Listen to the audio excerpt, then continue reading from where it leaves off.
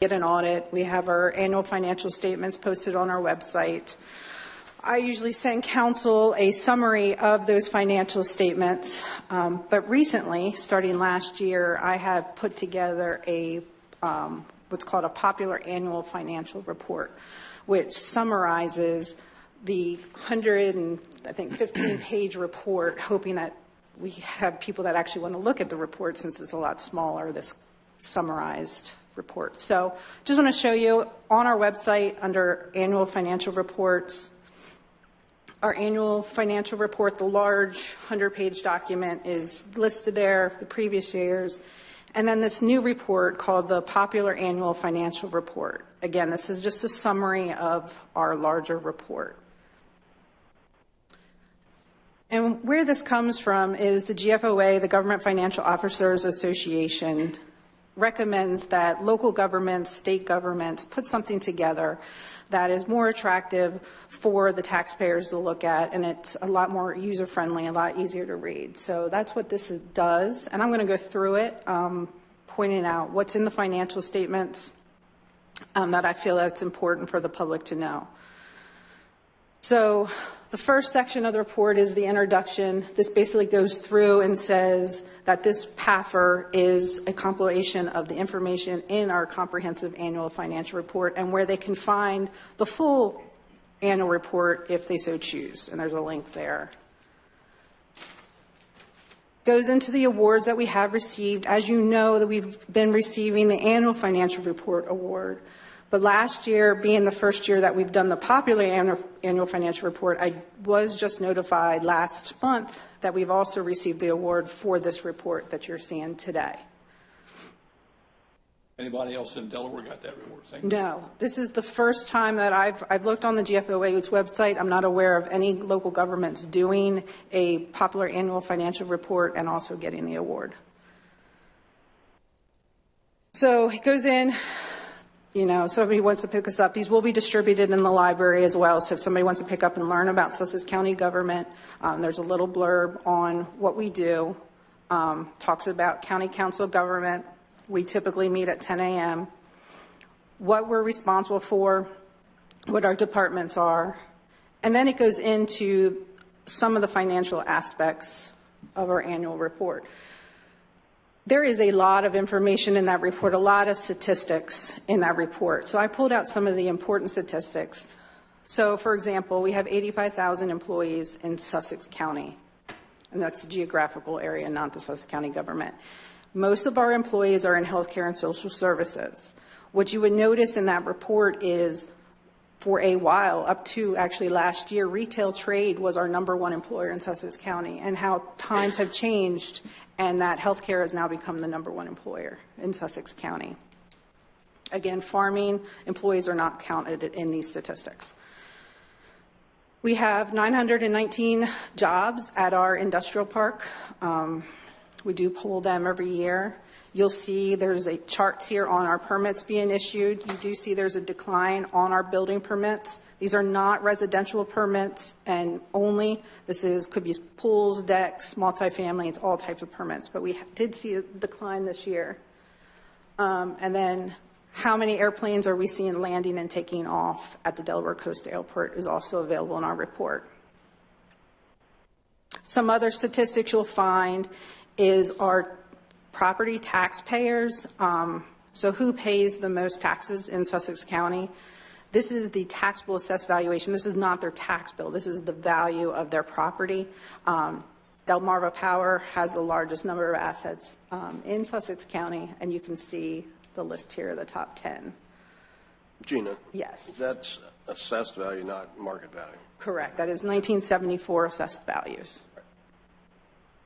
And which comes down to the total taxable assessed value, again, in 1974 values is $4 billion in the county. When we're going out to reassessment currently, this number is going to increase substantially. There are estimates in that report, if you look in the financial statements, that estimate that this is closer to $70 billion. Okay, so this is 1974 values.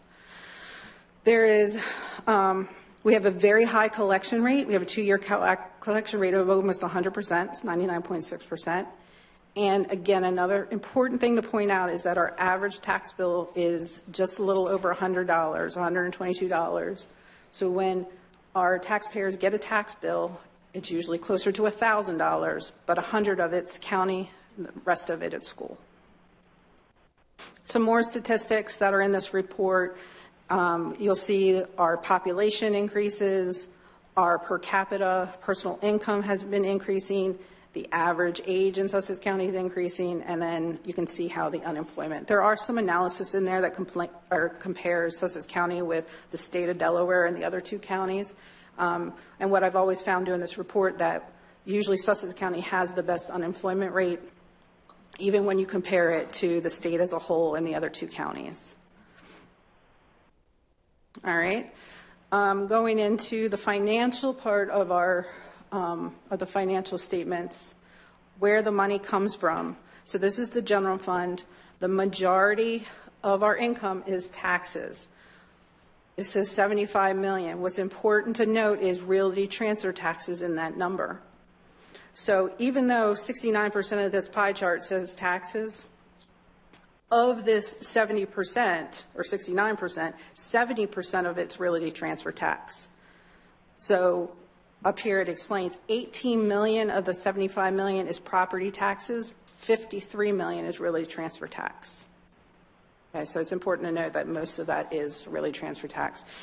Intergovernmental are grants that we receive from other governments. Charges for services are what we charge in other departments, such as building permit fees, and other financing is money coming in from other funds where we've loaned money from the general fund and now they're paying that back. So where does all this money go?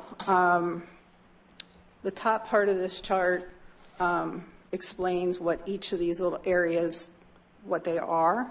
But if you look at the chart, you can see most of our expenses, public safety, 25 million. I did put a note, this is county agencies only, because 10 million of grant and aid is also public safety. So you're looking at about $35 million, which is over 40% of our expenses goes directly to public safety.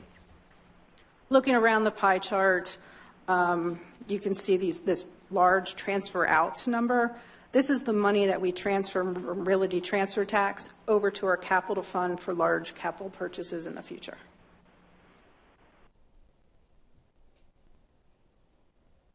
All right, and then now looking at trends, how has our general fund performed for the last 5 years? So looking at the revenues, we look at taxes, you can see there has been a steady increase for the last 4 years. Again, that's really transfer tax. We did see a decline in taxes last year, and that is all related to realty transfer tax. There was about a $9 million decrease in realty transfer tax. Looking forward into 2024, I'm projecting another $9 million decrease in realty transfer tax going in, finishing out 2024. Intergovernmental, again, I said those are grants. Those go up over time because of all the ARPA funds, other funds that we're getting from the federal government. Charges for services. Now, this is very building related, such as recorder of deeds or building permits. You can see how it has steadily gone up, and the last 2 years we have seen a decline in those permits. Miscellaneous does look a little odd. There is a negative number in here. We do record unrealized gains and losses on our investment, even though we hold them to maturity in 2022. The financial markets were not that strong, so that's why there's a loss reported there. Moving on to expenses, you can see what looks a little odd here is general government. There was a large increase in our expenses in the earlier years, and then we decreased. If you remember, these 2 years we contributed additional money into our pension fund to get that up to 100%, and that's what that is there. Okay, overall, our revenues minus expenses, and then you can see what's excess of revenues over expenses in these lines. All right, moving on to our water and sewer fund. So these are our customers in EDU, and you'll see that over time, our customers are growing. Sewer has grown a lot more than our water. Water does not include Ellendale because it's not based off EDUs, it's based off flows. But our sewer and water, and down here, it's a 34% increase in our sewer over the last 10 years. I gave a small snapshot of the income statement over on the right. You will see that our operating revenues and our expenses exceed our revenues when it comes to the operating side. And the reason for that is our operating expenses include depreciation. So our assets are in here being depreciated over time, so that does drive the expense line up. However, we are running a deficit in operational wise. If you put in non-operating revenue, this includes assessment fees and connection fees. Those are assessment fees pay off debt, connection fees are one-time fees. So those get added back, and you'll see in the end, we do have an increase in the bottom line. In sewer and water, we are short.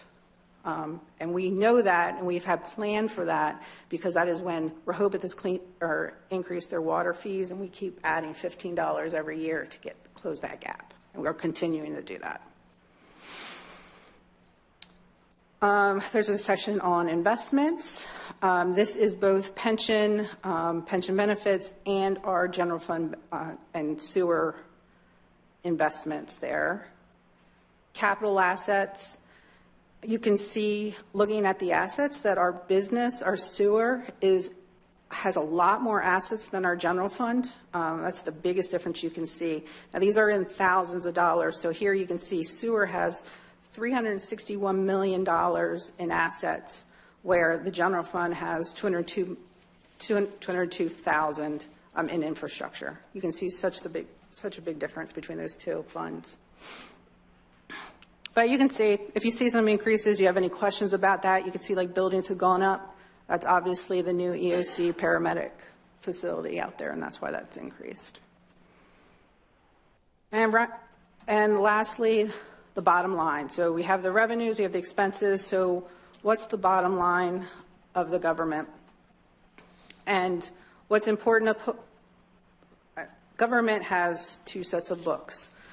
We have one that's full accrual that has the assets on the books, and one that's just cash basis. So we have to keep two going, and that's why there's two different balance sheets here. So the first one is the one that includes the assets.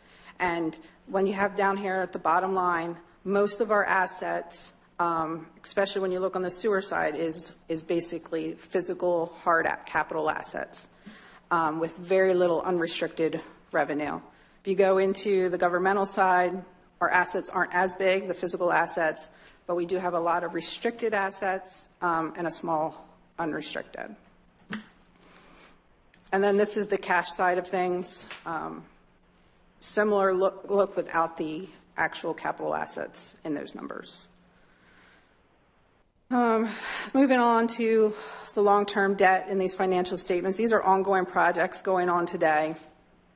As of June 30th, you can see the sewer has large projects still going on. We have the Scruff project at $54 million, Herring Creek, and then the inland-based stormwater management. Water only has, right now we're working on Winding Creek, and then the general fund has the business park improvements. We had not finished out the Western IT Center either, and then the airport was being finished up at June 30th. Other thing that I added on here was about the reassessment project. So again, this document is something that we would expect the taxpayers to pick up and want to read. This is a big topic, so I created a frequently asked questions section in here on reassessments.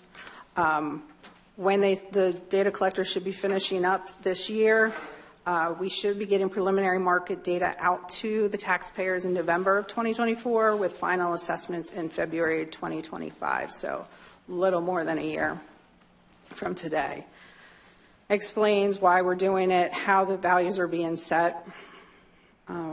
Hopefully that's helpful.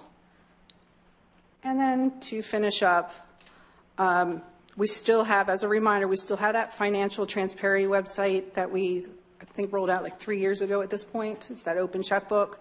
Website's there. We do have a monthly newsletter that is pushed out, so if anybody's interested in that and wants to sign up, there's a website there. And then also the information on the reassessment project too. So hopefully the taxpayers find this valuable and can find a lot of information within those 16 pages. Is there any questions? As always, thank you and your staff. Prior to you, I'm sure on doing all this stuff here, but on putting this together. Yeah. Speaks well for the county government and how we are certainly transparent, and everybody knows what's going on. Good work. And this probably gives a bar for other government agencies to shoot for. Yes. Thank you. And then council, any comments from council? Good work. Very impressive. Thank you. Mr. Ashman? Thank you.